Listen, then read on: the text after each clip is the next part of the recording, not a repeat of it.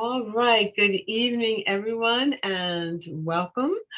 We'll start the way I've been enjoying starting, just with opening with a libation and just, opening our hearts, opening our minds, opening the spirit and soul of the community as we get ready to see what's going to happen this evening as we proceed. So,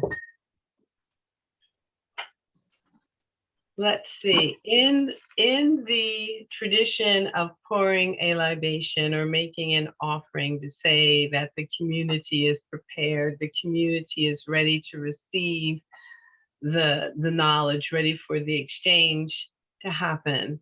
May I have someone who's willing to stand in the gap on behalf of the community, representing our elders and representing the wisdom of the community? Doesn't mean you have to be old. You just have to be willing to, volunteer in this position. All right. So Denise, thank you, Denise. So it is in tradition that you ask the person who is standing in the gap on behalf of the community, representing the wisdom of the soul of the community, do I have your permission to continue? You're on mute. We have to be able to hear you.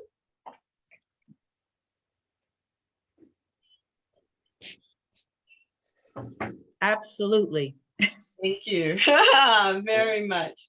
So tonight I will open with a poem written by a young man who has been participating in protest, participating with Black Lives Matter, who has had his own run-ins during moments of confrontation with the police. Fortunately, not hurt, but standing up. And when I read this poem was written a year ago, May 2020. Actually, just right at the time of the murder of George Floyd. And I think about us now a year later and what we are facing as a community, what we're facing as a world. And the poem is called Maladaptive Daydreaming. At the end of the poem, I will say Ashe, and then you respond with Ashe if you receive this, if you've heard this. Maladaptive Daydreaming by Keita Erskine. So who wouldn't want a new reality right now? A place where viruses pass with the first warm days and Black bodies weren't targets, and having a few friends over didn't fill you with dread. I dare you not to daydream, not to let your mind wander to a time and place you wouldn't dare speak of out loud. I promise you it is a gift, freedom from disorder, and it's okay to stay there a little too long, frolicking in the meadows of your subconscious, basking in the glow of a rejuvenating sun, so close to beautiful strangers, you can almost taste their tears of joy. Ashe. Ashe. Hey. So we open this evening as we gather to have another discourse, another discussion, just perhaps moving the arc of hope, of aspirations for justice, for diversity, for equity and inclusion. And we recognize and we appreciate the land upon whom we find ourselves, and that for most of us here in New Jersey would be the land of the Lenni Lenape. And we are grateful that they tended this land long before most of our ancestors were here. So we do remember you, Ashe. And the community says, Ashe. Ashe. Ashe. We recognize and we are grateful for the wisdom of our own ancestors, each of our own individual lineage. And we know that our parents and our grandparents and our great grandparents and those that came before them were doing the best they could with what they knew at the time. And we are grateful to be here gathered in this community together tonight. Ashe. Ashe. And finally, we recognize that we are, in fact, each other's teachers. There's no one here above the other, but we come together. If you can imagine us all sitting in council in a large circle, and that we are willing to allow the voice of wisdom to step into the center of the circle or speak from where they are in the circle. And we listen deeply, we listen openly, we listen quietly, we listen to the best of our ability without passing judgment as we honor each and every voice that's here tonight. Ashe. Ashe. Ashe. All right. So I say that, the evening is open, the floor is open, and welcome. Welcome all. So let's see. Sarah, has Amiri arrived? Not yet, I don't believe.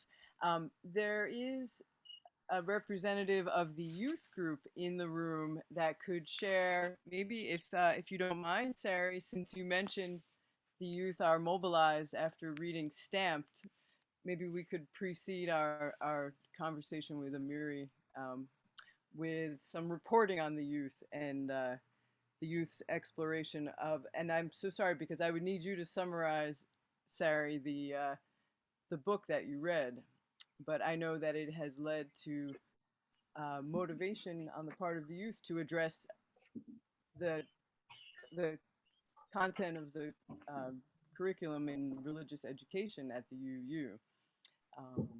I don't know if Sari's if she hears me, but yeah. So the short answer is no, and I'm making a suggestion for something in the meantime. Thanks. So I think a lot of you know that the youth common read, which was actually the adult common read, was Stamped, which is the youth version of Ibram X. Kendi's book, which was Stamped from the Beginning, which was very full of information. And Jason Reynolds, who's an amazing youth author, was able to take the information and distill it, not water it down, but just distill it into a way that the kids could read it and really process it. He's an amazing author. He's got lots of fiction out there, but this was his foray into nonfiction. And we listened. Michelle, the family ministry director, was able to get us a audio version of the book, and we would get together at 4:00 on Sundays, and we would listen. And at the end of the chapter, we would stop the recording and talk. Sometimes we were shocked, sometimes we were saddened. Most of the time we were energized to keep going and to learn as much as we could.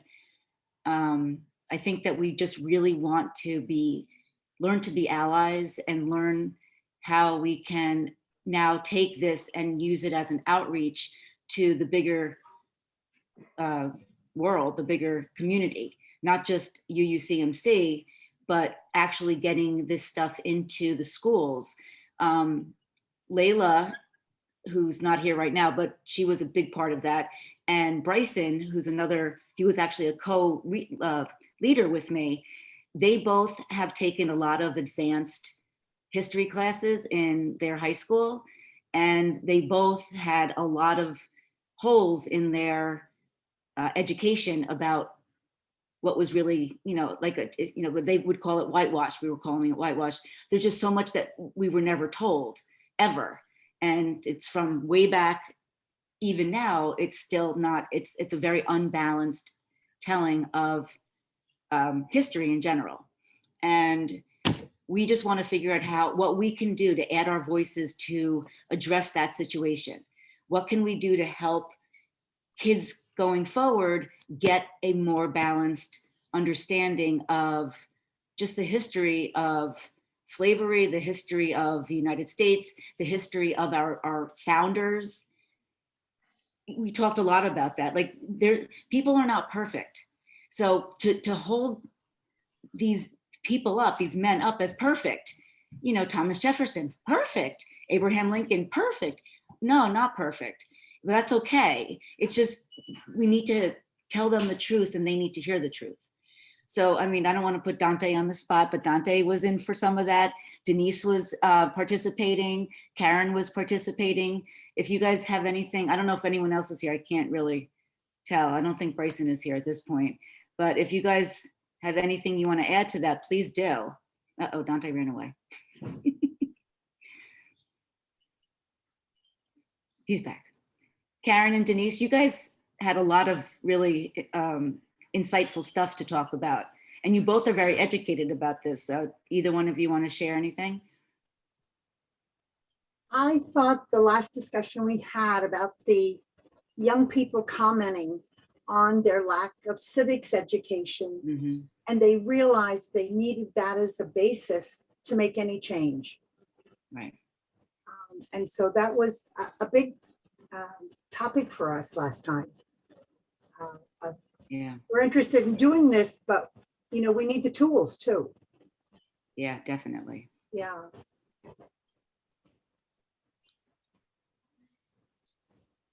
So I guess that was pretty much it. Did anyone have any questions? I don't know that I'm going to have a lot of answers, but I'm happy to listen and then try to find out the answers.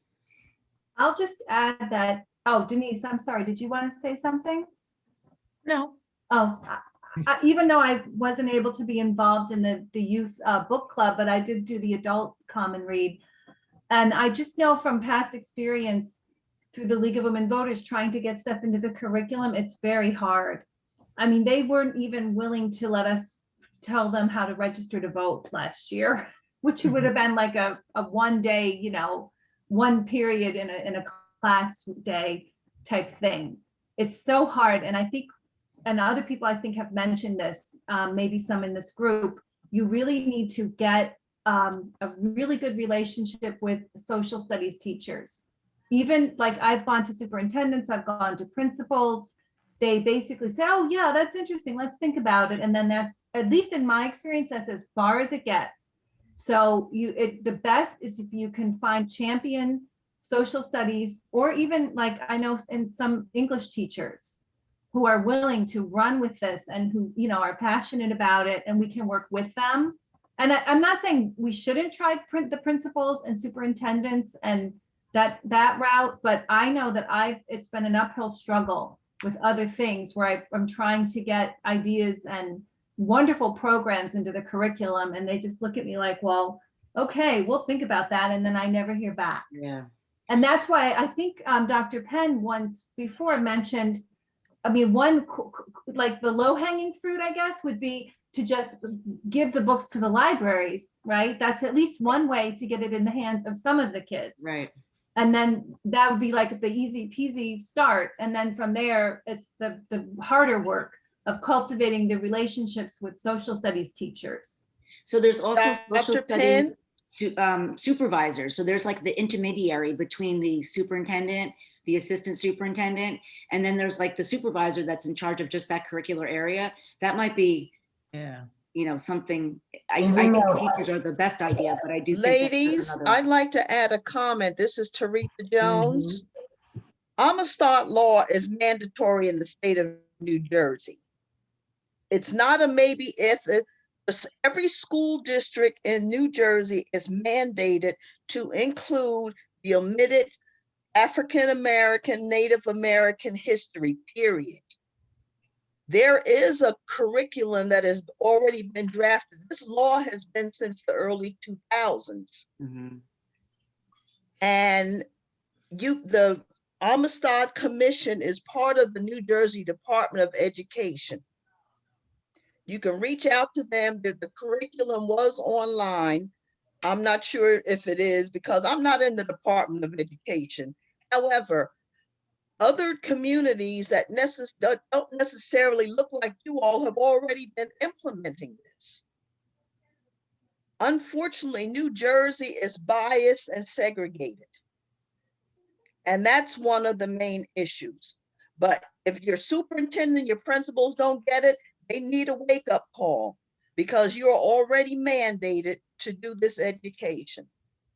So All right, and Teresa, what would be the steps if you find out that your school is not doing it? Do you know? you talk to your administration. It's mandated. Go online, go to the Department of Education and look up Amistad Commission. It's mandatory, it's the law. I It's one think thing. the NJEA right now is working with the Board of Ed, the New Jersey State Board of Ed, to update it because it wasn't being implemented. They put out a call for people who were interested in writing curriculum. So I guess they're kind of going back and revamping. I actually put in to be on that committee. I haven't heard anything. I was hoping I could put my voice in there, but I know that as much as it should already be in there, I think they're updating it and kind of circle back. Until you get your updates, you get the old one and you progress from there. It's Yes, the law. I agree. So I guess I just have a question then. So with that law, is there a deadline? Is there a date? That the deadline was 2002, 2003 when it was mandated. But what are the consequences if schools don't do it? Like, it doesn't seem The, like, the people who are in the powers to be now in the Department of Educations that are pro progression, anti-racism and foolishness are Okay. going backwards now and pointing at the districts who are not getting it on the ball. Okay. And as I said before, New Jersey is extremely segregated and biased, Mhm. period.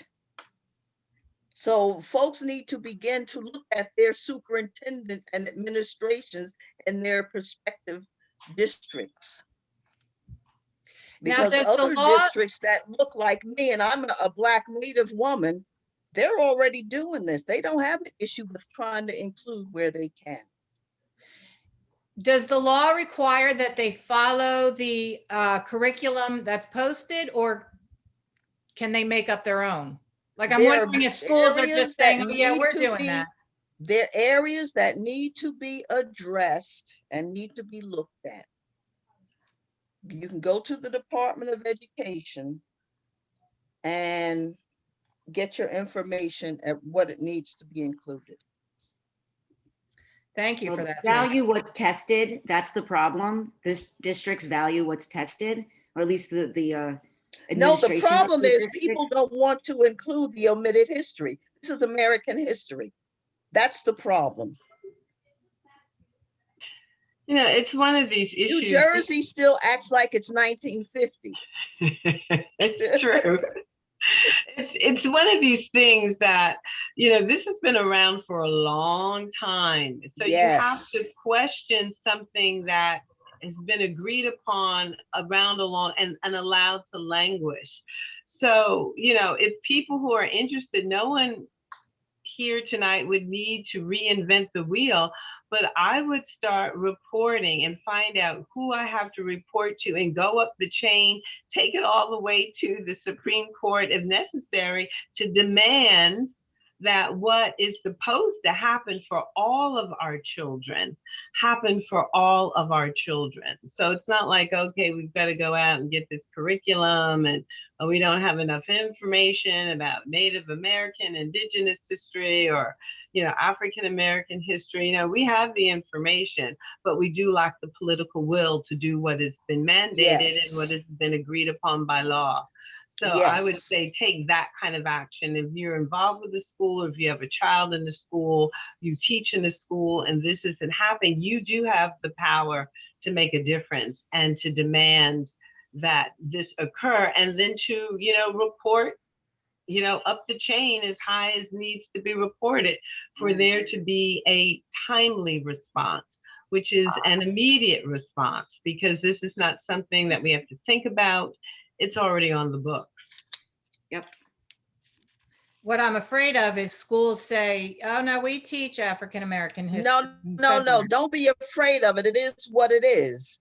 Change your mindset. I believe that the schools are claiming that they are teaching it because I don't know what standards they have to follow Those- in order to Those say same that they've done schools it. are the same ones that denied little Ruby entrance into the integrated school system. I am aware. Change your mindset. And then you don't allow folks to make excuses. You understand what I'm saying? Remember when they tried to integrate, start in Arkansas, Little Rock, and all that other sort of thing? Those are the same stories and excuses people use then. Well, Sarah, the input we got from the young people was that this was all new to them in terms of the American history we were reading. Yeah. Yeah. Some of it was It's so familiar, new but to it even the wasn't a full. grown-ups and the old people picture. because we have a segregated education system. For example, those of you that know me, I'm from Mississippi. My parents are no longer here, but they were born in the late 1930s. Right? My mother was born in 1940. They were educated in Jackson, Mississippi. The Negro National Anthem was a daily recitation for them in their elementary school systems. When people want to do things, they will do it. And that's all I'm going to take up your time. Thank you. Thank you, Teresa. Well, I know the UU Faith Action now has a youth caucus, which is awesome. And they've taken it upon themselves to work with their own school boards to try to implement more African American history. That's their goal for this year. I don't know what happened to our guest speaker. He's usually very reliable. He said he was going to be a few minutes late. He did text a minute or two ago and said he was joining in 5 minutes. Okay. In the meantime, I put a link in the chat for the watch line that they have running in Middlesex. It's the website for it. When you guys get a chance to look that over, it's a phenomenal program that they've implemented in Middlesex, and they're hoping that it'll spread to the other counties in New Jersey.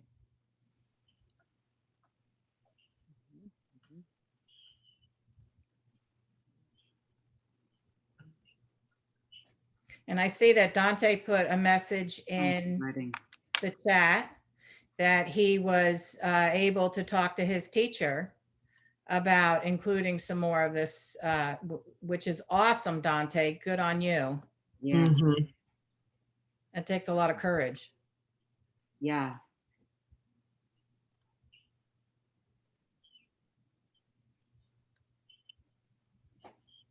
Excellent. And also, Teresa has put in the chat the New Jersey Amistad curriculum.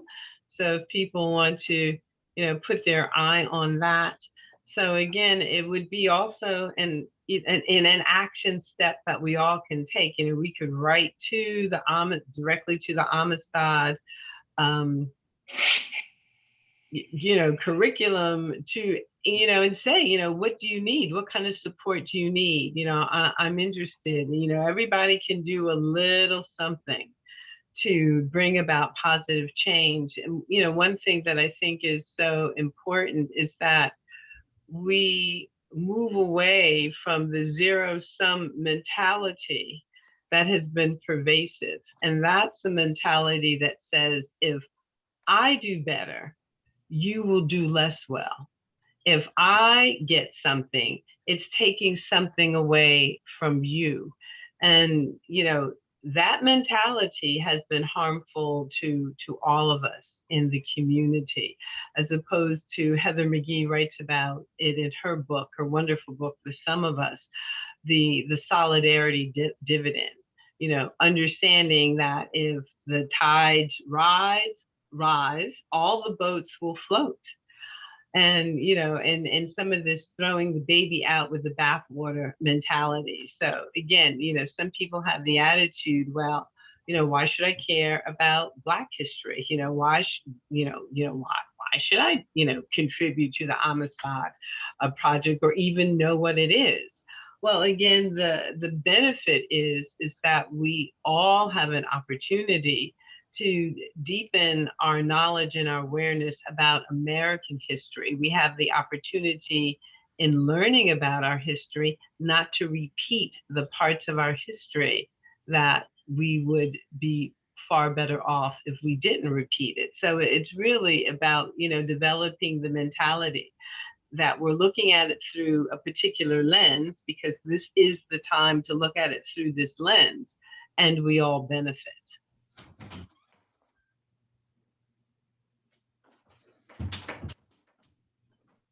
And also thank you, Dante, for speaking truth to power in your school situation, because again, all of our voices are important, and your voice is certainly important and equal, and clearly your voice is needed to say, oh, I want this, I want to know this, I want to know this truth. So so I can be a bigger person, I can be a better person, I can learn to be an inclusive person. And it also has to do with addressing the polarization in the country. And, in New Jersey, if you look at the Southern Poverty Law Center's map of hate, there are organized groups in this state that are promoting a view of, limiting the legitimate, residents of the state, and, who has a right to flourish and who doesn't. And a big part of the reason that people are drawn to that is because they don't know the reality of the Black experience in this country. And so it does need to be in the schools. I mean, that's a big part of how that will change. And I remember Donald Trump, toward the end of his term, signed an executive order that, and I don't have the exact summary, but basically it was criminalizing withdrawing federal funds from programs which supposedly promoted hate or promoted division, and that was stuff that was focused on structural racism and other features of this society that are harmful and that have to do with people's identities. And fortunately, Amiri has joined. Fortunately, that has been repealed, I believe, but there were 300 programs that were canceled because of that executive order. But anyway, just the point is, education is for everybody and is desperately needed. Welcome. So thank you. Hello. So we're glad Amiri has been able to join us. So we welcome you, Amiri, and take a deep breath, relax, it's all good. I'm going to introduce you and then give you an opportunity to say hello, anything you like. And then we've got some questions, if you don't mind. And there might be some people here that also have some questions they'd like to ask of you. So welcome. So our guest tonight is Amiri Tulloch. Please correct my pronunciation if I'm not pronouncing that correctly. He's a 21-year-old college student from New Jersey who is currently studying African American Studies and Education Studies at Columbia University in New York City. And so I'm quoting, and whenever and wherever I wind up after college, I'm hoping to pursue community journalism and community education with a particular focus on multimedia journalism and arts education. Woo-hoo! I'm for that, totally. I spend a lot of my free time creating music and videos, reading, and working for my school's student-run radio station. So welcome, Amiri. Welcome, welcome. Hello, thank you so much, everybody. And yeah, I'm in New York for school, so like in New York fashion, it was just not working with the subways today. It took me about 3 times longer than normal, so I apologize. But yes, thank you so much for having me. Yes, I'm happy to be. That's totally all right. Totally all right. So yeah, I lived in New York and went to school in New York. So I get it. It can be quite harrowing at times. Too much. So one of the questions that we wanted to ask you, and if you don't mind, we'll just go ahead and jump right in. Could you tell us a little bit about the work that you're doing with so many anti-racist groups? And, what is your role in each of them? And what do you think the impact has in your life and in the larger world? Mhm. Yeah, well, I guess I can start looking at New Jersey. So I live right now in Highland Park, New Jersey, but I've been in different parts of Jersey my whole life. But since high school, which has been about for 7 years now, I've been in Highland Park, New Jersey.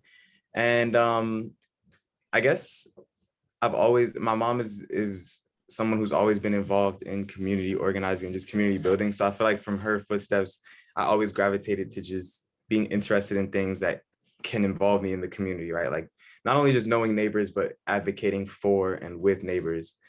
And so in New Jersey, in Highland Park, there's been a lot of conversations recently about the state of our town and specifically around public safety. So that's one area that I can start in and talk a little bit about.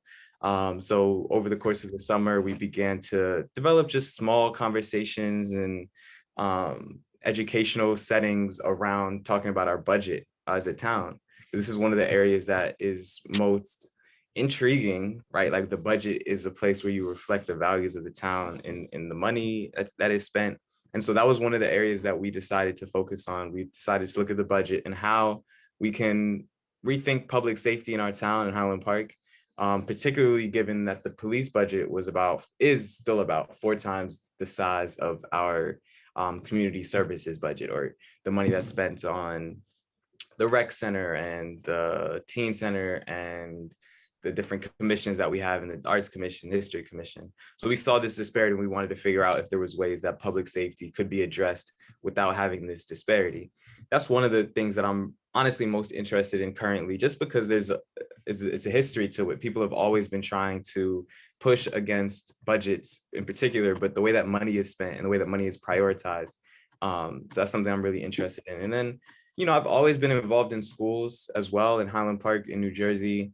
I was there for 2 years, and with a couple other teachers and students, in our high school, there wasn't really a group for Black students to be involved in the school. There wasn't really like a Black student organization or Black student union. So this happened after I left, but I was fortunate to be able to help out with some of my friends, just creating a discussion group for students of color predominantly. And that's something that we did we still do at my college as well now, which is a reading group for Black students where we just meet. Pre-COVID times, we met once a week and we had conversations with Black students among each other about things that weren't being discussed in our curriculum. So we would read books and things that we wanted to read, and we would talk about it and learn. So mixing this education, right, that I'm interested in education and pedagogy and learning how to learn with each other and curiosity, and then also sort of the activism in person and trying to get involved where I live in Highland Park. And so, yeah, I'm interested in journalism too. So a lot of the radio that I do is aimed around trying to highlight and advocate issues. I'm really interested in community journalism as a way of sort of representing stories that can be told within a community and sort of amplifying voices. That's, I've a couple of different things that I'm interested in, but that's a good way to describe it, I guess. Well, that's wonderful. All of those interests and all of your energy and all of your talent. So, I certainly encourage you, keep going, pursue all of them. Now's the time to do it for sure. Yeah. And tell us, also, I know one of your, areas of activism and one way that you're involved in the Highland Park community is through the blackcommunitywatchline.com. What is the Black Community Watchline? And that's, by the way, for everyone, that's already been dropped in the chat if you want to go visit that for our audience members this evening. Yes. Yes. Thank you for bringing that up. I always forget to explicitly talk about this, but this is also something that came up over the summer. honestly around the similar time as like the national George Floyd protests were happening, and there were a lot of these national conversations about the police.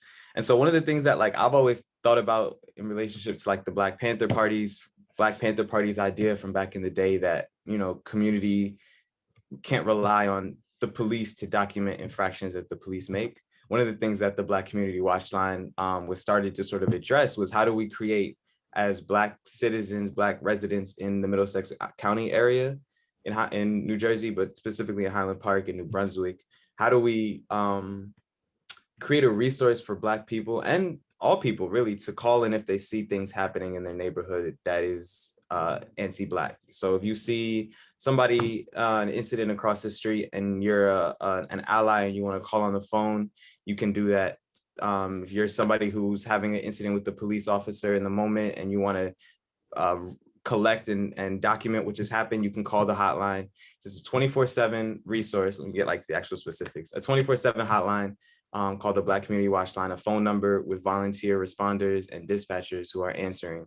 And my role in it was sort of the planning stages in the summer. Once I went to school and I went away, it was harder for me to be in the day-to-day. But a lot of the early work was really trying to brainstorm, like, what do we want a hotline to look like?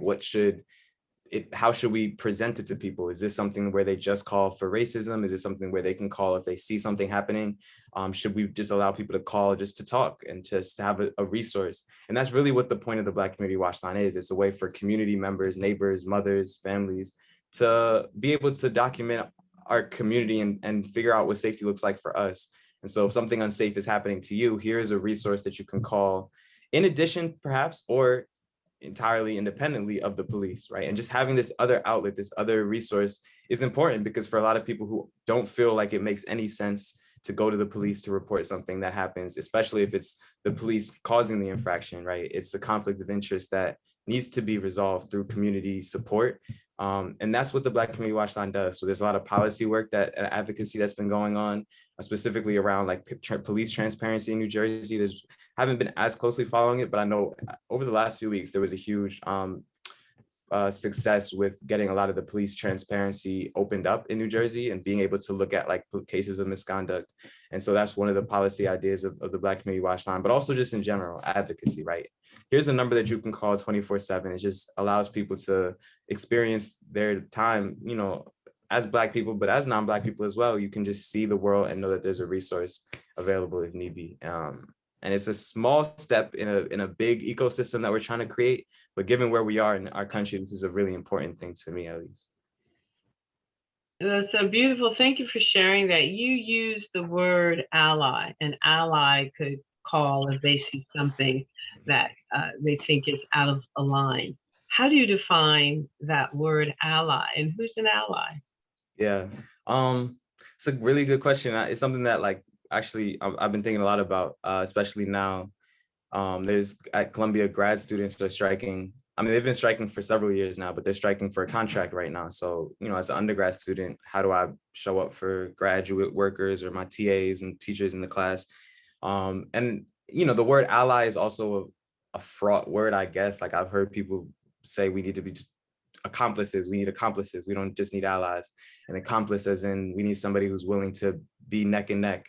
For me, I don't think about the word as much as I do the meaning. And by the meaning, I think it means sacrifice, but it also, more importantly, it means just a willingness to do what needs to be done, regardless of whether you think it's necessary or not, regardless of whether you think it's something that you want to do or not. Doing what needs to be done to get to the place that we need to get to be where we need to be. And so this is something that I think about a lot in New Jersey, right?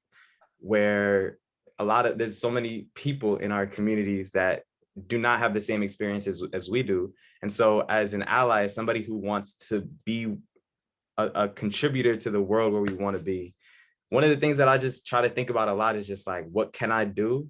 And then what do people need? Or what material needs are there? What needs to be met? And how can I contribute and not overstep?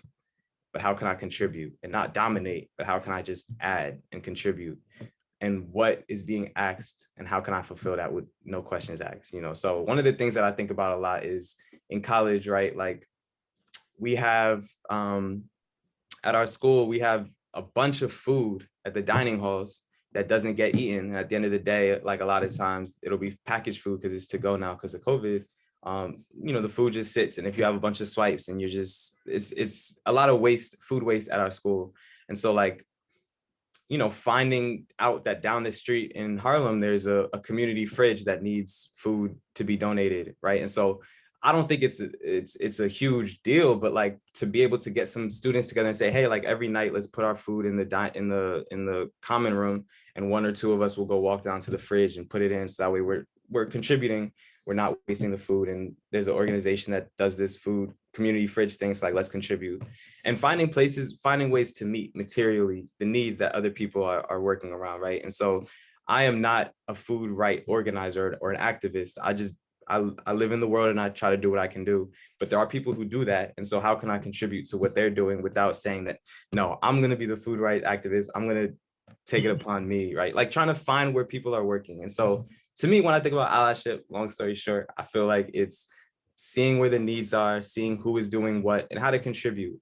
And I also think it's very material, right? Like we all have various levels of material privilege, whether it's financial means, or you have a car and somebody might need driving to XYZ, or you have a home and might know somebody who needs a place to rest, or you just have a list of contacts and a lot of people in the community. Finding what you have and then being able to connect that with what people need, what they express that they've needed, right? And meeting their needs where they are, not imposing your own ideas of what is necessary. So I'm never gonna say, oh, I'm not gonna donate this food because I don't think it's healthy. If somebody needs food and they would like a candy bar right now, let me see if I can get a candy bar for that person.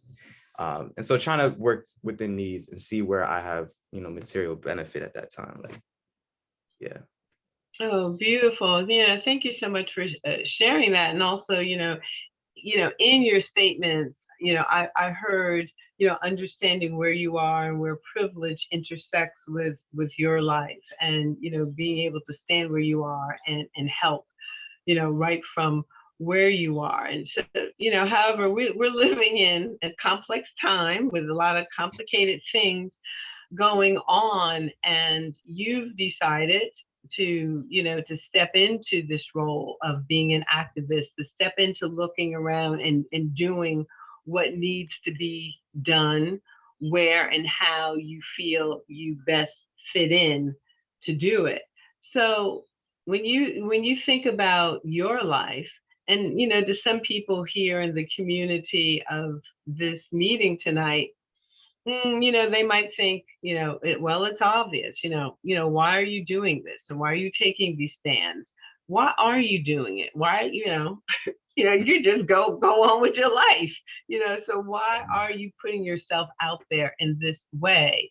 And in what ways does it benefit you, or does it benefit you? That's a really good question.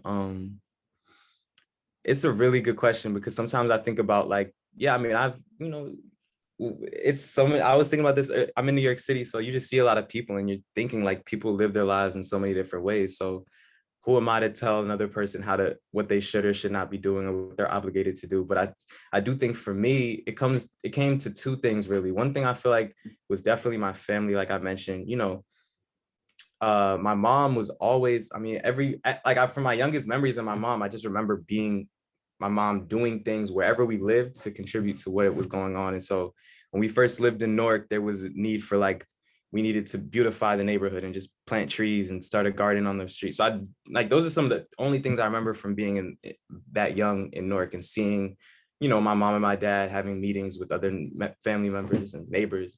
And then when we moved to Woodbridge, seeing we were in a flood zone. And so my mom helped organize the whole neighborhood really to get buyouts from the government. That's the only reason I ended up in Highland Park, and then seeing how that grew and grew. And so I guess it was always a sense that living in community with people, there's a responsibility, not that you have to be the one at the front of the line, but there's a responsibility to network and to just get to know people beyond the confines of your own home, because we do live in an interconnected world. And so for me, it was just almost instinctual, but just ingrained. But I don't think it's the type of thing that's like, if you didn't grow up in this manner, you can't pick it. Like it's a learned habit, just being able to walk down the street and, hey, like what's going on? And just, yeah, I don't know, seeing yourself as part of an ecosystem really. And we all depend on each other. And I was homeschooled when I was a kid, so my mom depended a lot on the other families that we knew that were homeschooled, right? To watch us for a day, or here, go eat there. And so like this back and forth of dependency is important, and knowing that we're interconnected. And so that's why I think at 21, it's like weird, because I'm like, for the first time, kind of independent. I'm like, oh, I can make all these choices. So like, it is interesting now I think about it, that like almost instinctually, I've always tried to gravitate towards just trying to be with people. But I also think it's like knowing history too. I'm really interested in history, and like a lot of my perspective comes from the Black tradition of resistance to oppression from day one. And I think a lot of what I've read and understood has been that there has almost never been a time where, you know, you could just live, that your life was formed and informed by resistance and struggle. And I'm inspired. For me, I see that as an inspiring thing. I'm really inspired by the fact that like generation after generation of people, there's stories and examples in New Jersey, especially in New Jersey, but globally, of people, oppressed people, and just people in general saying like, no, there's a better way to live. And also recognizing that I'm a part of a longer thing helps me to frame why, because it's like, there have been people who did this before me. There will be people who do this after me. And so while I'm here and I'm recognizing it, let me do what I can, at the very least, to try and, try my interest in the past. Let me try to do what they did, or they started this organization when he was in the 70s, and oh, that's really cool. Like, what would that look like today? So I think, yeah, like those two things I think about a lot, but definitely family and like my parents were huge inspirations. Like, yeah. Well, fabulous, wonderful. I love how your point of view that we live in an interconnected community, an interconnected world, kind of this, this ecosystem that you are referring to. And I love that you're cultivating that point of view within yourself. So, I do hear, what you see as the benefits for yourself. And part of it was your acculturation and, the loving environment that you were raised in by your parents. So my other question to you would be, would you share the story about being kind of accosted by the police trying to enter your own home? So this is one of those living while Black stories. Yeah. Yes. Really, yeah. In Highland Park, there's, as is the case with a lot of New Jersey, right? Like New Jersey police in general, but particularly Highland Park and certain other communities, like it's pretty well known for profiling.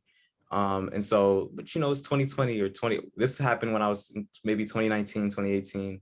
I was home on break. So I was visiting my high school with some of my teachers, and this was like 3 o'clock in the afternoon. And I'm on my way home. I lived like 2 minutes from the high school walking. I'll walk this walk hundreds of times going to school and back. And so like I said, 3 in the afternoon, bright and nice day. And I was taking pictures. I like taking pictures around the neighborhood. I took a picture at the corner of my street. My house is the second in from the corner. So I walked in and closed the door and went about my day.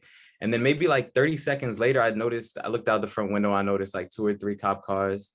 And normally, I live on the north side of Highland Park, which is an area where you very rarely see the police driving, but definitely never really see them stopped in front of a house or anything. And so this was curious, but I was unsure what was happening. A couple more cop cars swoop in, and I'm just going about my business. And then my mom comes down from the attic and she's trying to figure out what's happening. And then I see officers sort of surrounding the house.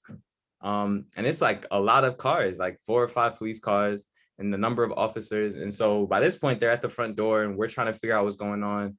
And they basically, I don't remember the conversation. I feel like my mom probably has a better memory of it, but they were basically asking like, did somebody just walk into the home, saw me, you just walked into the home, like we just wanted to check in about a potential burglary at this house.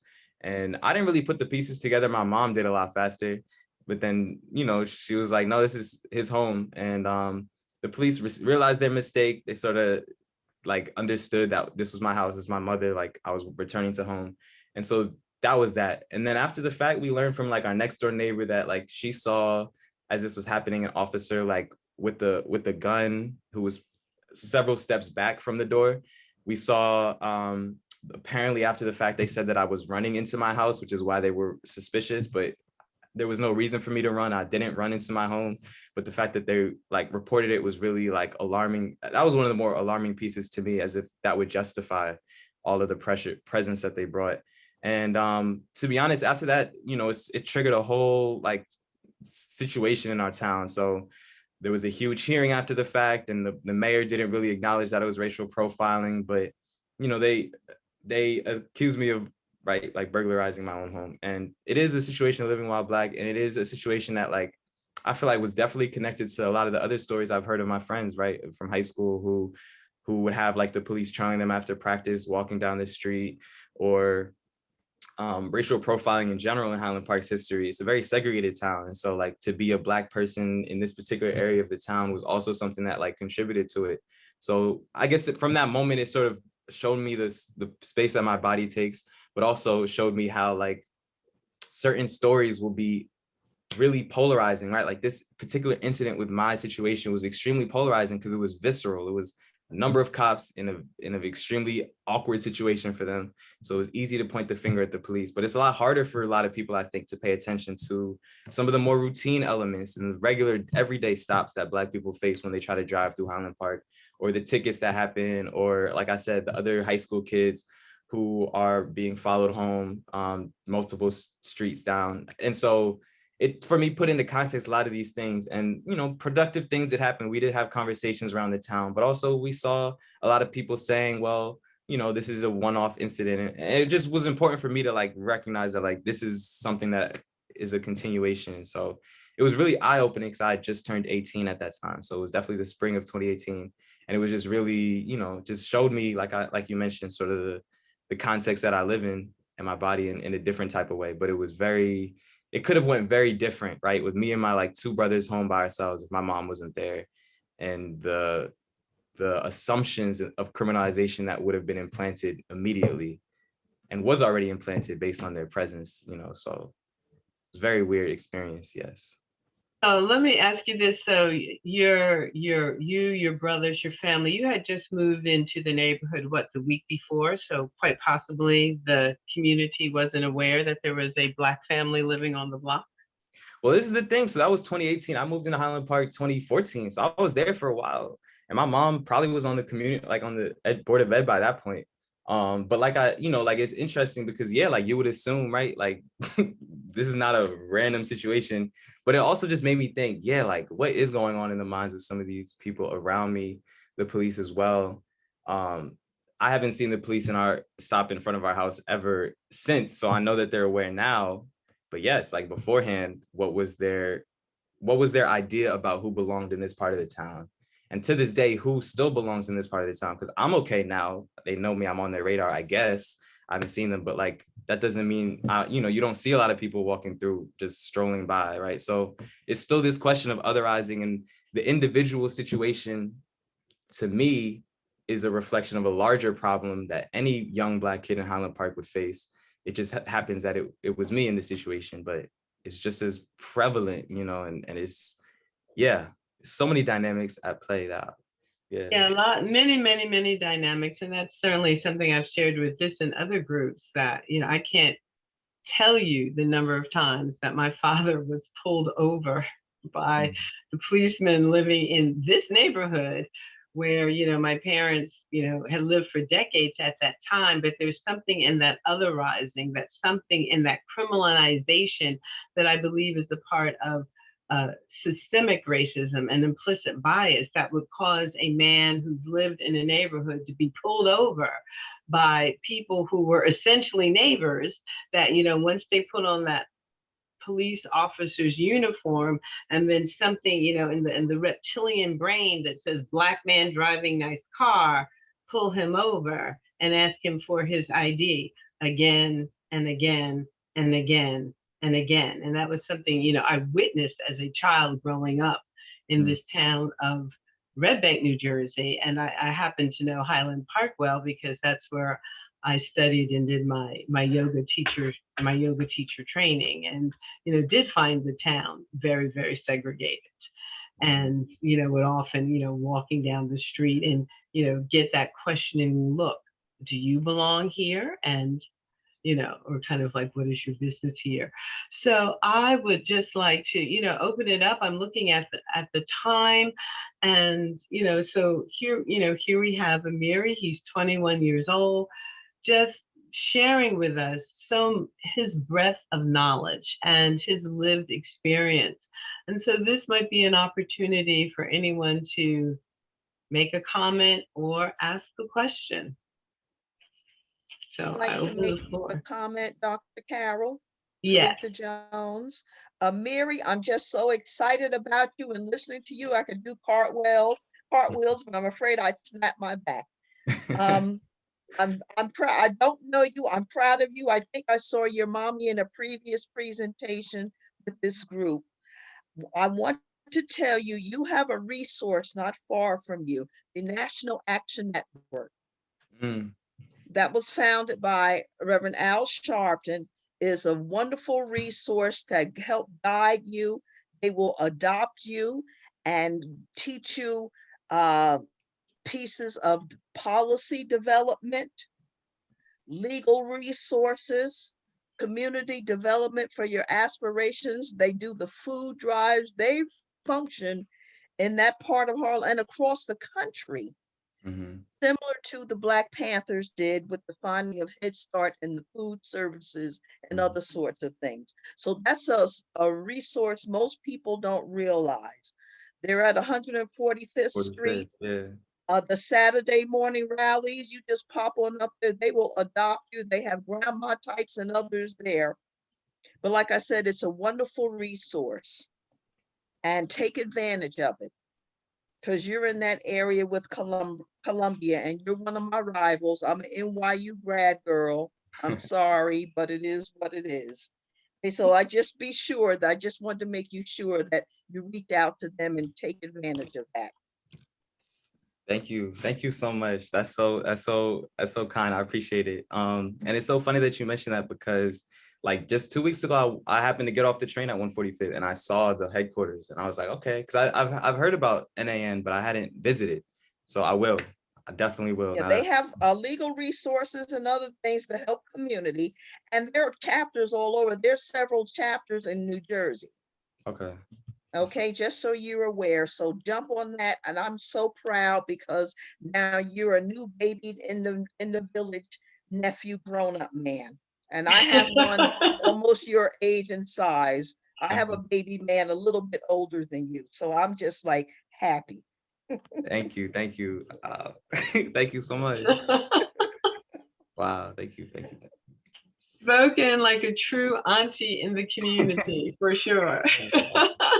Beautiful. Beautiful.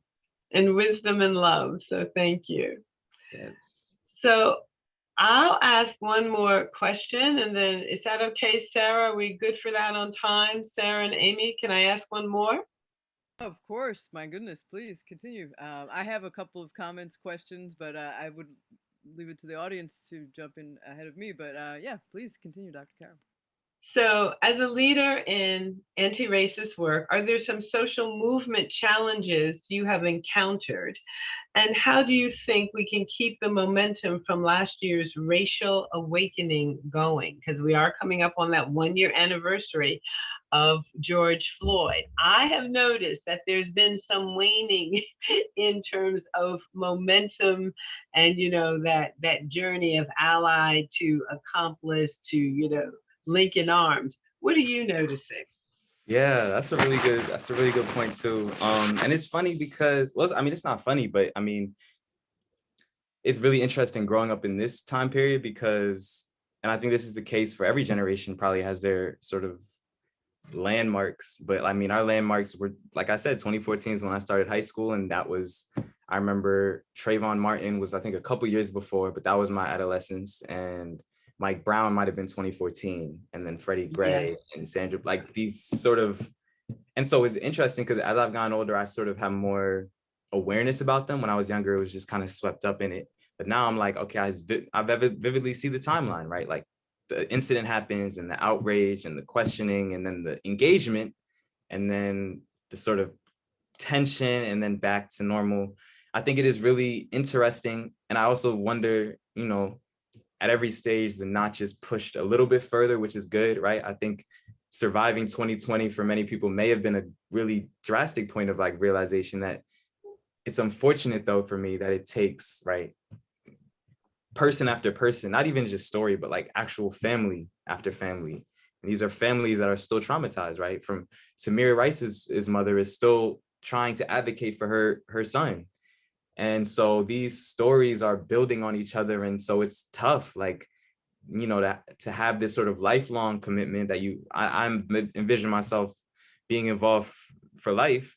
And then how do you sort of navigate people who are coming to consciousness and in and out? And I also mean this to say that we are socialized in a society that isn't really about political engagement. So to be politically engaged is a turn against like the dominant forces, right? So the fact that y'all are tuning into this conversation is important because we don't live in a society that's very like this isn't the norm. And so for me, a lot of to answer your question directly, I think it's important for education to take place. And by education, I really do mean like critical investigations into like what's going on and like tying the history in. And so, reading books about sort of understanding whiteness or white fragility, or these books that are sort of contemporary, like, I don't know how to describe this. I think it's really important to read things that help you give context to this particular moment, to what's happening with George Floyd. But it's impossible to really understand it if we're not connecting that to like the history. And so I think what happens then is that it's a little easier to say, okay, well, we get through George Floyd and we made X, Y, and Z contributions, or we did this, that, and the third. But like, for me, it's hard to like see, like, without connecting it to the history and seeing where we have been, how we fall into similar cycles, I guess. And again, I do think that the notch is pushed further, right? Like, I do think people are more engaged, and people young, my age, I'm speaking about people in college that I see, are definitely a lot more active than they were. And I'm getting more active too, right? Like, we're all getting more engaged with the world, but it's hard to see because it's like, man, reading all of these things that were happening in the 50s, people were, it's not even that the incidents were similar. The questions that they were asking were similar. Like the actual things that they were talking about were almost identical. And so it's not frustrating, but it's really unfortunate, but it's inspiring in a sense that like, then we need to really dig in and figure out like what's going on. So I think groups like this are critical, and reading things that are historical, reading things that were written in the past, I think is really helpful for me. And then also, like I mentioned, and like Taretha mentioned, getting involved with the organization is imperative. Like, I want to get involved with the organization so badly, which is why I'm definitely going to reach out to the National Action Network. But getting involved with an organization, because that's where the history exists. That's where people have been fighting this for 50, 60 years. So finding everywhere that I guarantee every community that y'all live in has a mutual aid group going on, or they have some neighbors that are meeting regularly to talk about the town. For me personally, I can't imagine this being an individual thing. This has to be something that to maintain momentum has to be involved, like, with community members. So finding an organization that can nephew you or niece you into the organization, and that to me is really important. But it's really weird to see.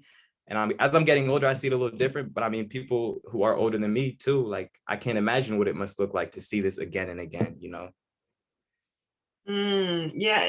Well, thank you, for your insights. I feel like you're an old wise soul, and you're coming through now, and and going through, the human, growth, and this age, and this age. But that's one I'll have to say, our amnesia around history is it exists in the space of my body as a deep sorrow.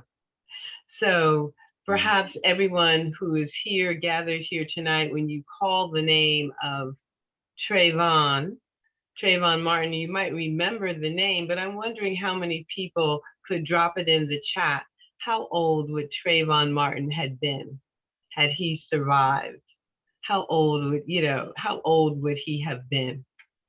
And what the world missed in the fact that, he never got to be 18, he never got to be 19, he never got to be 20, he never got to be 21. I'll never forget. Yeah, very good, Paul. That's right. I'll never forget, same age as my son, and I'll never forget the night that the verdict came down for George Zimmerman, the look on my son's face. And he looked at me and he said, "Mom, I don't matter in this country." And I cannot tell you what that did to me and how that continues to live in my body. Mm. I can't tell you the price of that. It's unfathomable to me for me to have seen in his eyes the recognition that his life did not matter, that his life was worth less than a bag of Skittles. And, here, and the courage that, it takes for you to be here, because in the face of what's at stake, because you're embodied in a Black body, is your very life. It's not, you don't get to go in and out of the conversation. You don't get to be awake and then asleep. Well, you can go to sleep if you want to. I would not recommend it. But the price of that, the fact that when I go back to, again, the cost of what it meant to go to Red Bank Regional High School, and that most of the Black and Latino men that I went to high school with, Yes. and at the time I went to my last high school reunion 5 years ago, they were dead. Now, were they genetically flawed? The stress of living while other. These were, everybody would run up and down and holler. These were the football heroes, the basketball heroes, the sports heroes, the track heroes. All but a handful survive today. And by medical terms, you would say they died premature deaths. They were bright. They were you. And so the men, the boys, the men that I had hoped to grow old with, that I had hoped to have companion with, that I had hoped to have community with, are absent from my life. And they've been absent for a long time now. So the price of it, the price of being able to just, okay, well, not my problem, not my issue, not my monkey, not my circus. So, I'm hoping that this community is hearing this conversation. I'm hoping that they're looking at you and they're seeing the possibility of living in an interconnected ecosystem. And I thank you for your brilliance, and I thank you for your counsel, and I thank you for your contribution here tonight. So I'm going to be quiet now. I know Sarah's got some comments and things to share, and they're going to have to let people go on out of here. Thank you so much for that. Welcome.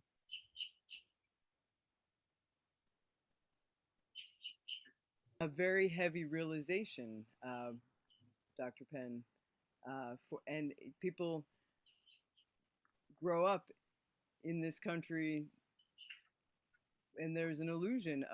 It's not in, well, it's actually the process of being disillusioned about the nature of the society. But I guess what I was going to comment, I'm going to make another comment, and I have two other comments or questions, but I'll lead with this, because I don't know if we could go past 7:30, but clearly there is a need for a breakthrough of some sort. And, Amira, you mentioned the questions that were being asked in the 50s and 60s are still being asked now. And the incidents of police murder continue to happen. And it goes back, the rebellion in Newark in 1967 was precipitated by police murder. And so I guess I would pose that as a question to you, Amiri, to Dr. Penn, to comment, and then to to the folks assembled. What kind?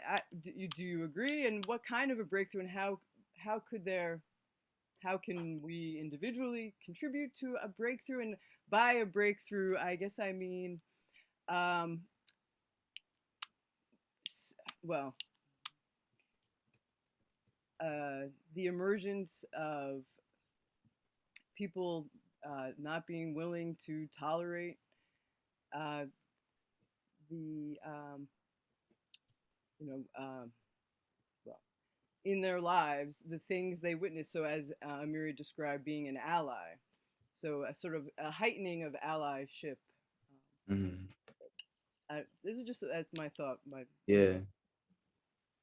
Now I see what you're asking. How do we get to the critical point? And I mean, this is the thing that really does confuse me because and you know, so what you're describing, Dr. Penn, about this really like critical moment or just this really departure point once you realize that your life and your position in this society and how out of control it is almost, there is no other place to go.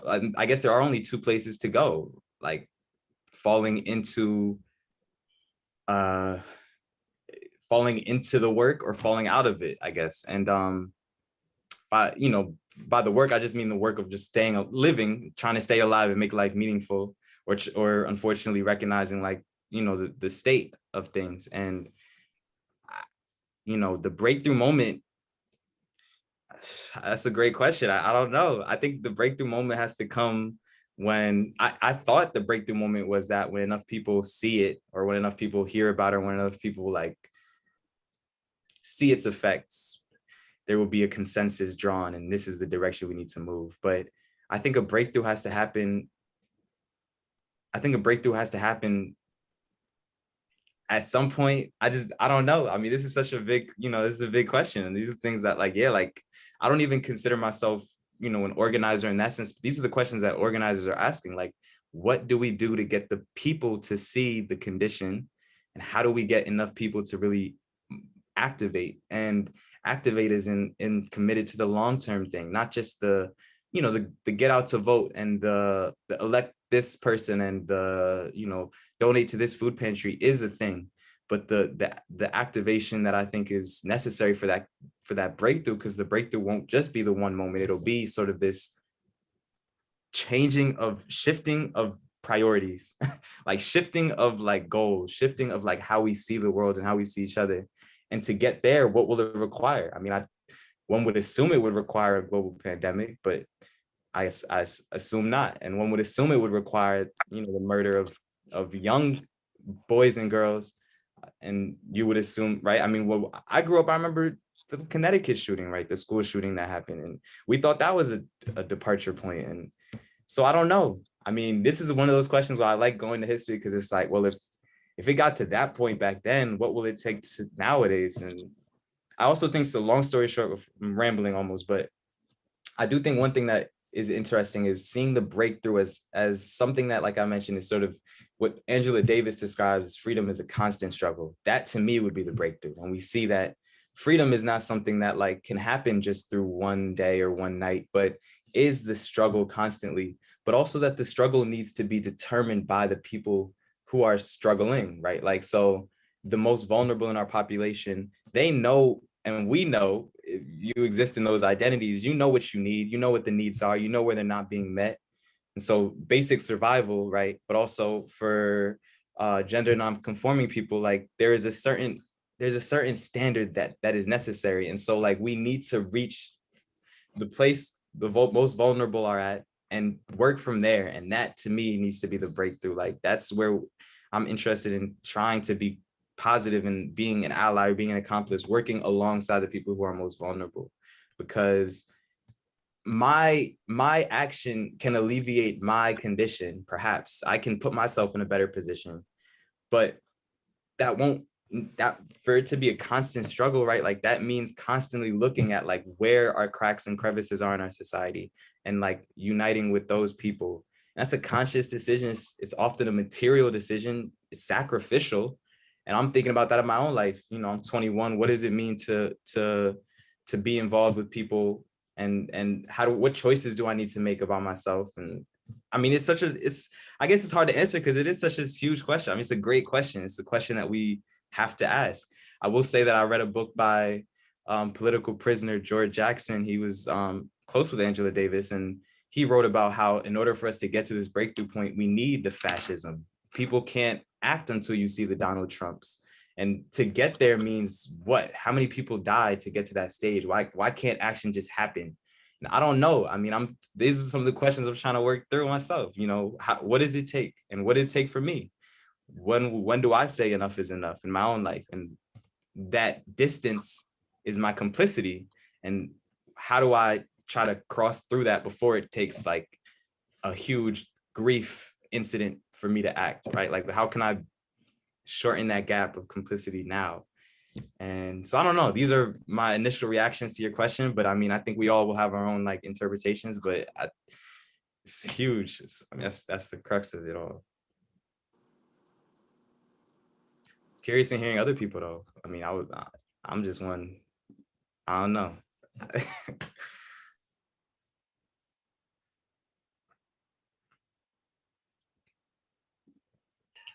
Well, it's interesting because oftentimes when we have these discussions and, we're looking at, lives in color, the audience gets quiet.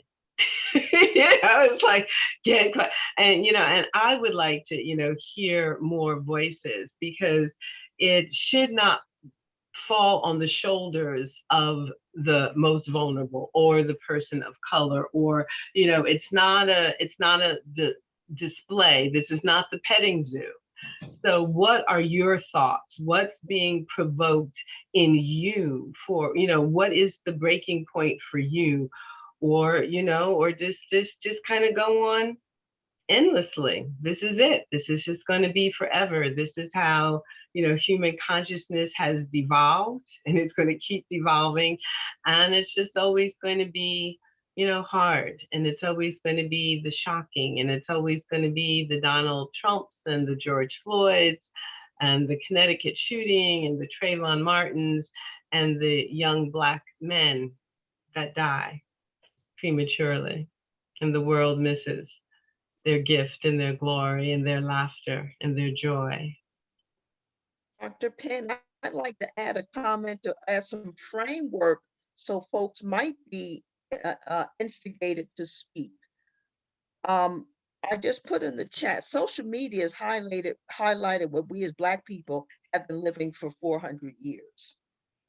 This has been going on along the George Floyds, the Trayvons. That is our American history.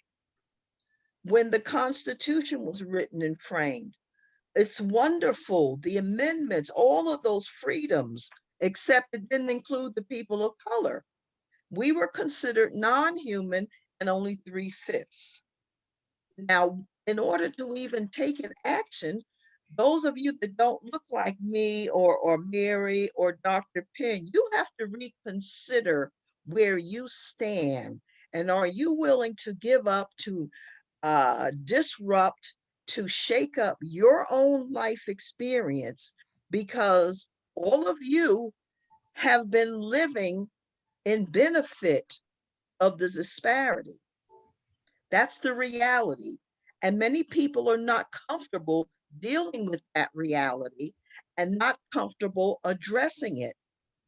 And you have to recognize the subconscious and conscious bias that you have and your racism that you carry. You may not realize it, but there are components of it.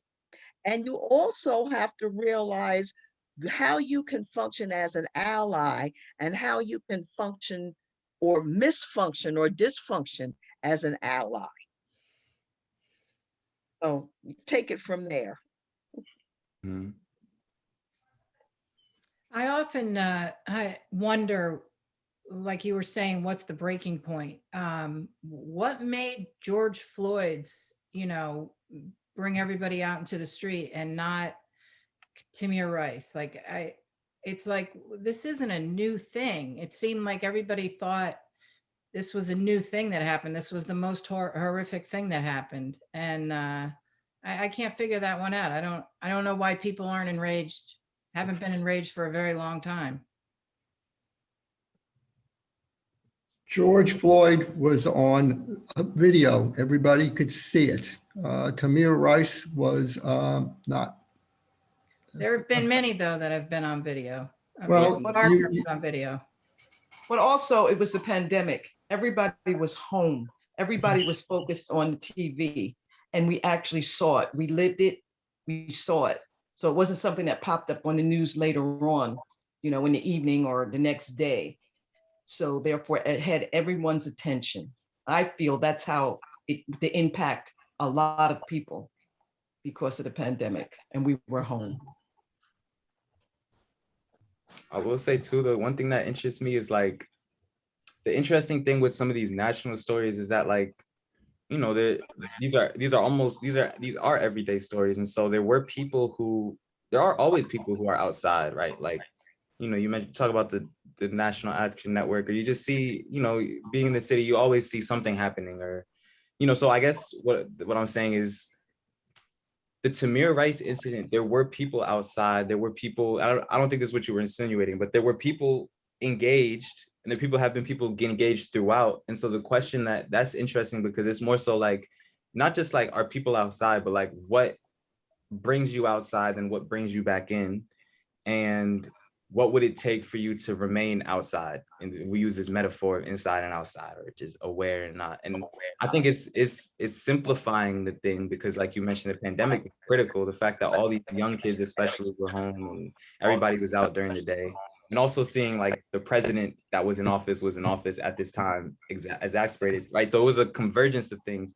But I also think that it was a moment in which you couldn't ignore, and yet how do you then move on from it, or move into it and move back inside or back out? You stay outside. And I think this question of this metaphor of outside for me is making me think about like the material thing, because like how do you bring this back to where you live, in the sense that we all live in our communities? And I'm gonna talk about the budget specifically. How do you look at your own police budget? If you look at your police budget in your community, I guarantee you it's exorbitant.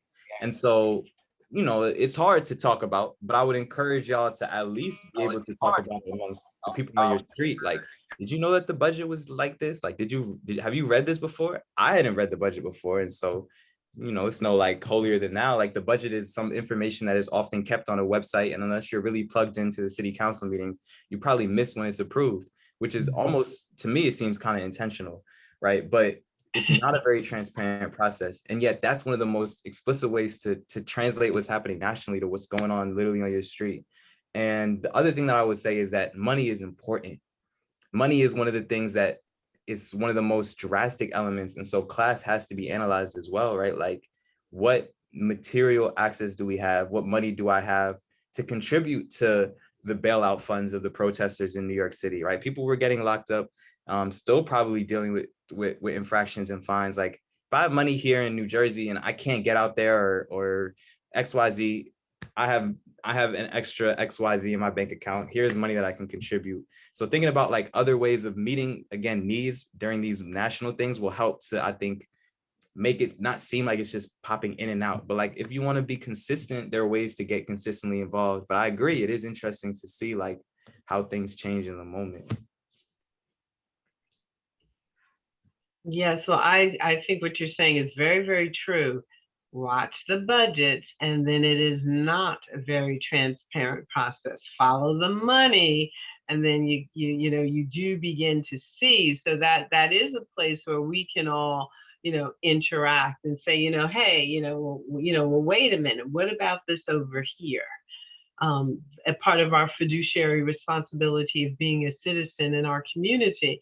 But, Sarah and Amy, I'm looking at the time. People have been wonderful. They've been patient and engaged, and certainly involved with the deep listening, and I hope learning. But I do think we're going to have to let these good people go this evening, for sure.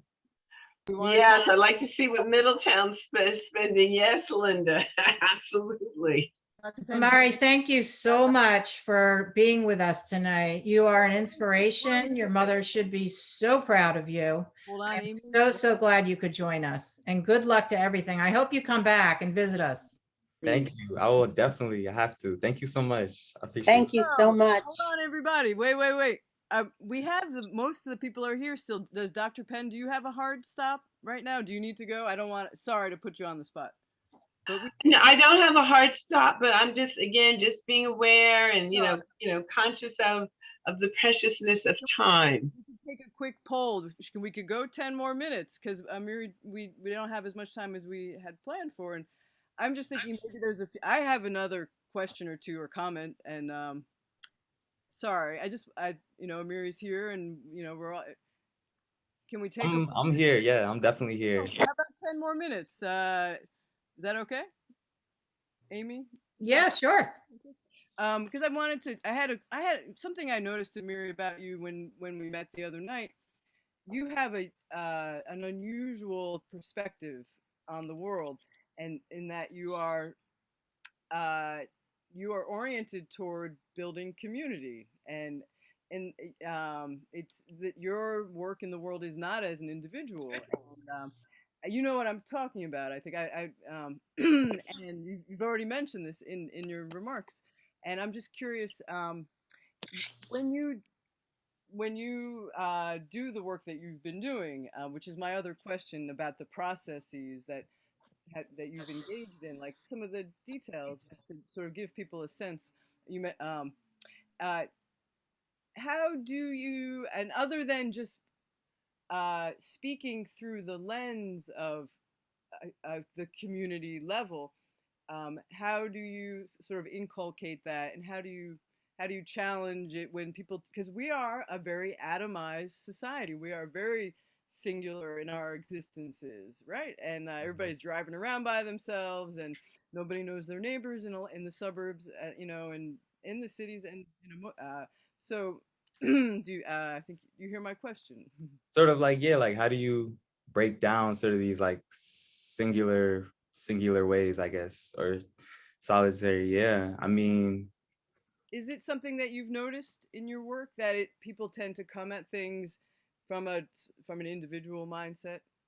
I think so, but and then the thing that I'll always recognize, and I'm not out here every day, like, and I would love to be able, that's what I want to do. But, school, it's hard. So I'm like, I have to lock myself in and do this schoolwork. But one thing that I notice a lot is that we all, and this is something that I think is informed by disability rights activists, is that in an ableist society, we very much think about our own movement through the world, but that like we all are dependent on each other in some way, shape, or form. And so my dependency may not look the same as your in this varying way, but that like it's impossible to go through the world and not have interaction with other people, whether it's on a physical level, like you can do this for me, you can move these boxes, or it's like also an emotional level that like we need each other to exist.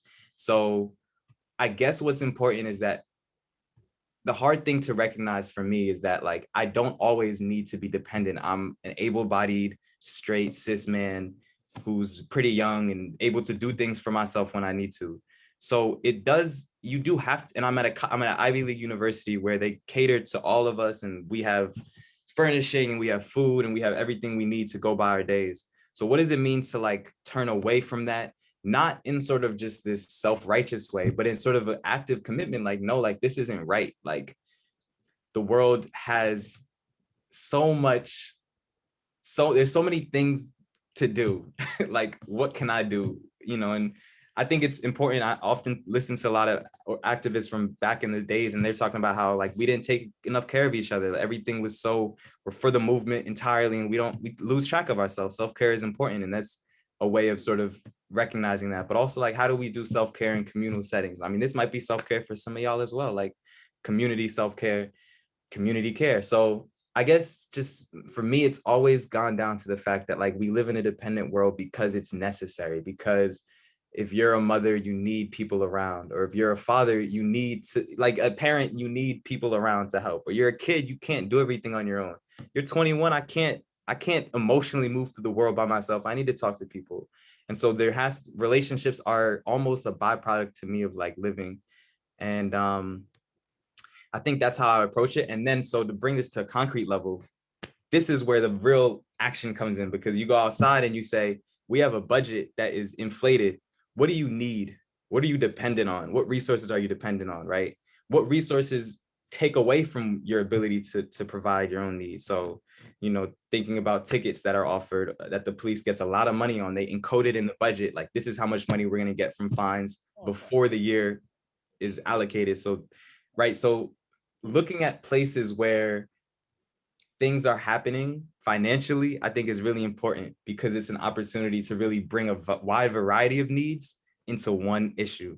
So your need may be like, I have young kids, I need daycare. And that's a really realistic thing. I don't have that particular need, but like, how can I work and align this budget to make it work? And that's why I think it's important to focus on that. And like you said, follow the money. But I just, for me, it's like, we depend on each other every day, some in many ways. And so we have to be thinking actively about how we can support other people. And that does require sacrifice, because it is not equitable. It can't be just equal. I can't just say like, all right, we're all gonna do the same amount of work. Like, I have privilege in many areas. So I have to be accountable to that, because my privilege is not innate. My privilege is often based on this society that we live within. So it has to be a social response, you know. And yeah, I mean, last thing I'll say is, again, being on a campus is so vivid for me, because, you know, we live in a community, and this really, we're student body is an ecosystem as well. And we're all, for the most part, able-bodied, able to do things, but like, it's a choice to become involved in the school community. It's a choice to become involved in your community, but it's a choice that does benefit you, right? It's just, to me, it's just the way that we live and the way that we grow as people, is to be involved with each other. And so I think a school is a really good example. It's why I like schools in general, not for the school work, but for the community aspect, because it's inherently an ecosystem where we all get along with each other, you know, so we need each other to get through it. But yeah, I don't know. I would love to hear other people. I feel like I've said a lot. Please, other people, if they want to speak.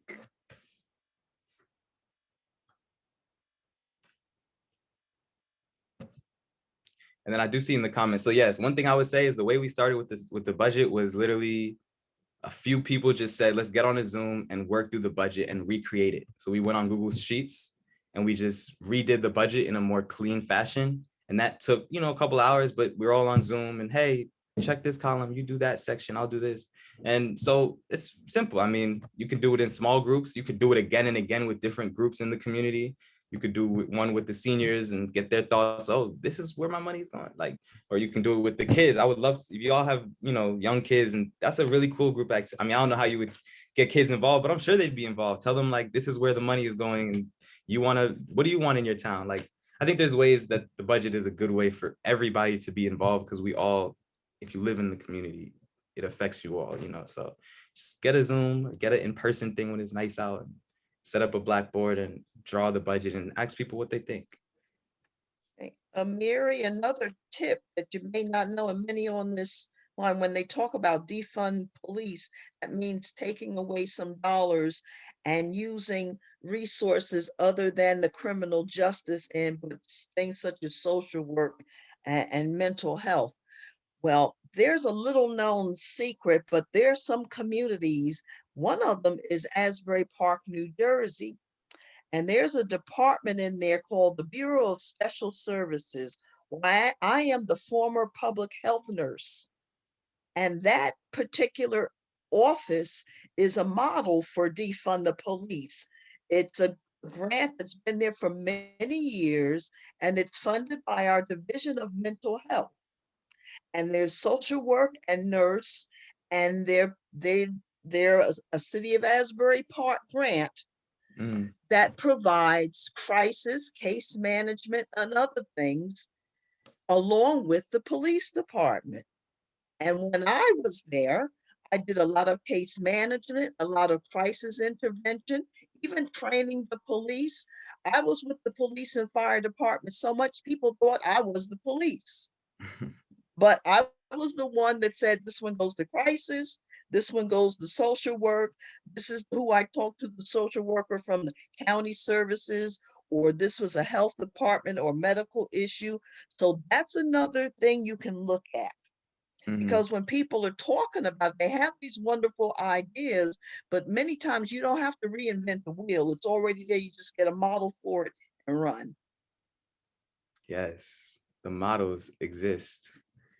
Yes.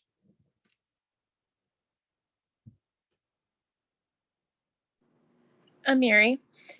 Hi. Um, I don't know if you talked about this because I came on a little bit later, but when you did the budget, you know, I was part of filling, I thought it was great just having it on the street. We just came by and filled it out. Did you find that there was pushback from the police department? Did they give you any feedback?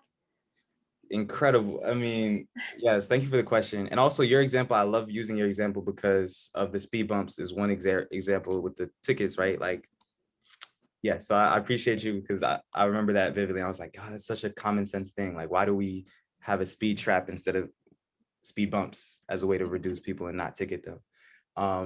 But the police had extreme opposition. I met with the chief once in the summer, and all I said was, we're community members trying to reimagine the public safety in ways that doesn't rely entirely on the police, you know. And the first thing he said, you know, was we're not short decreasing our budget, but also he made it clear that we need more money. So this is something you will hear, guaranteed. The police are in the police's elements, they don't have enough, and they cite the troubles on the street as evidence that the police need more resources. Some people like myself see that as evidence that the police aren't capable of dealing with what is necessary, that the police cannot provide the resources that we need. This is not, you know, like, so this, right. So it's just different ways of viewing things, but the police will, and they did explicitly say like, no, like we actually need more money. We need more resources. We're under-resourced, we're underfunded, and we're understaffed, right? Like we're trying to hire more officers. And so the curious thing about this is because in a moment like this, where it's trying to push the needle, compromise and reform are things that I think about a lot. And also things that are really hard questions, because on a real level, like, how do you navigate this tension of like, we need to make change, but the police department says that they need this. And some people may think, yes, this sounds good. Like, let's just do it. Let's give the police more resources to, let's allow them to, I don't know, let's create a new department within the police force. As I think they are trying to do that can navigate statistics, or let's just expand what the police need. The police need more, let's give them more. But I think the question needs to be more fundamental. Like, what do we need as a community? And if we think about the police as not present, what other areas could that money go towards? So, you know, I just think we can start from the question of resources as opposed to starting with the police. The police we're not going to get rid of them by tomorrow, obviously, so they will be here.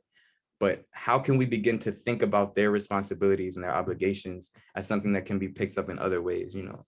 But yes, the Highland Park Police, I don't even know how that's going to work, because they were very upfront, like, nope, this is not happening. Not up to them. They don't get to decide that, right?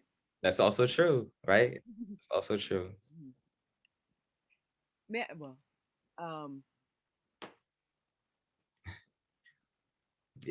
So that was a very interesting thing. But I think that's also where, like, you know, that's where, like you mentioned, the community gets involved. And so there's ultimately this really weird sort of power struggle that I'm noticing in Highland Park, especially, but the police aren't accountable to anyone. I mean, you know, we know this on a hypothetical or metaphorical sense, but like, if you really think about it, like, why is it that the police are refusing to listen to residents ask questions? Or more fundamentally, why is it that the mayor is scared to go against the police? Like, how does that make sense? Or why is it that residents are sort of like pigeonholed to the police are a new concept. We haven't always had police in American or world societies, right? Like, and somebody put in the comments earlier, it comes from slavery. So it's interesting to think, like, why is it difficult to imagine a world without them? And I get why it's difficult. So I don't expect this to be just on and off switch. It takes a lot of thinking and reading, and also just disagreement and conflict. It's natural, but it is a question that I think is important to ask, even if we can't change it tomorrow. It's a question, just again, like I said earlier, we need to shift how we think about some of these things. And then yes, the Reformed Church of Highland Park, they're amazing. I love the Reformed Church. They have a lot of really good programs there. And they're always supportive of people and their voices. And those are the type of institutions that are necessary. And they also were helping with the Black Community Watch Line, get that started. Pastor Seth and actually, yeah, the whole family was involved with the Black Community Watch Line. So that was really important. That was my other question. Could you share any of what has been the Black Community Watch Line? How has that been going? I guess, do you feel that it's, is it being well utilized, or is it, Yeah. just say a little bit. Yeah, it's been really good. I mean, for those that are interested, you can find more information on their website, blackcommunitywatchline.com. But I mean, within months, there were a number of phone calls. People on the street were just like, oh, this is really cool. And so I think one of the things that's hard is just being able to get it known, like that just takes time. But the goal with the watch line was for it to be a resource, and it seems like it's already become a resource for people. I would also say that the watch line is another thing that's interesting because it hasn't really been formally acknowledged by any local government that is involved. So Highland Park hasn't acknowledged it. The police department hasn't acknowledged it, as far as I know. The local government hasn't, also New Brunswick, like these places don't recognize it. So it's interesting to think about what would happen if the government said, hey, this is a resource, let's amplify this, instead of seeing it as a contradiction to what's going on. And it's interesting, right? Like what happens when the community tries to do things, and like what things are acceptable in the eyes of the law enforcement, and what things are contradictory or threatening. Why is it threatening for us to be able to have a resource for people to call? It just forces a lot of questions. But yes, there's the incredible Pastor Antoinette Moss has been doing a really just an amazing job with organizing this. But this is all just neighbors. Like I'm friends with her son, and so we're just all just normal people, just doing this because it's relevant. So this is, and if there's more questions about that, I would definitely direct you to Pastor Antoinette Moss, and I can give more information on that, because that's also a model that could be replicated. Yeah, actually, I don't want to keep you and Dr. Penn, everyone else who's been here for so long, because we promised another 10 minutes, and we could probably keep going with you forever. So I'm wondering if maybe we could invite you back with Pastor Moss sometime, and you guys could just do the Black Community Watchline presentation for us, and maybe some of the other volunteers, so we can talk about the training and learn more about what we can do. Would that be something that you want to do? Ask you on the spot. That would be great. And I also think it'd be cool because if we invite some of the other people on, they could begin to chart the process as well as the results, because that I think is even more interesting. Like, what did the initial conversations look like? What were the pushback that we got, or these different things that will help to show the process. Because yes, I mean, it's even if it doesn't look in your case like a Black Community Watch Line, like what does it look like for community to just take step of things on their own? It's raining out. It is here too, yes. Well, then I'm not going to close. I'll let Dr. Penn do that, but I have to thank you again and so much for coming, and we're definitely going to call you back with Pastor Moss to teach us more. Thank you so much for inviting me to this space. It's really, I'm grateful. Thank you. Absolutely. Thank you. Oh, Thank you so much. Thank you so much. Thank you so much for everything you are and everything you're doing. And thank you to everyone who comes. We wouldn't have the forum if people weren't showing up and lending their listening, your curiosity, your questions. I just want to encourage people, talk, action. We have the power of life and death is in our tongue. So perhaps a first step could you be actually lending your voice to the conversation. Ask a question within this forum. Make a statement. You're not going to get it right. None of us is going to get it right. That's not, and not being willing to speak in a way is kind of holding us all back from moving forward as a community. Your voice is needed here. Your voice is important here. Your voice is welcome here, even if it's awkward, right? So, you know, none of us are going to get this right. So this has been wonderful. This has been wonderful. Thank you, you all. See you next month. And we're going to keep going, and we're going to keep having these conversations as long as you all are willing to show up. Thank you, Sarah.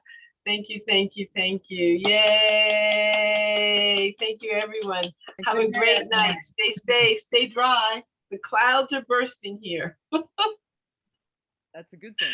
Bye, Amiri. Thank you again. All right, thank you. Thank you so much to everybody. Thank you very much, young man. Thank you, Maya, for reaching out. Thank you, Dr. Absolutely. I'm so happy. Thank you, everyone. Good luck, Maya. Thank you. Yes. Go, Maya. Soon come. Take care of yourself. Be well. Thank you. Appreciate it. April 25th is the next date, the next discussion, and we are going to be sharing the link for True Justice. It's in the chat. I can't copy and paste it, but it's at the top of the chat, which is Sarah, there's only like 6 people left. Oh, okay. Yep. 7 people. Yes. Okay. So I'll send out the link to everyone. Sorry, everybody's been bailing. Yes. Okay. Thank you for extending. I did think it would be. I thought it was appropriate. So I appreciate Amir.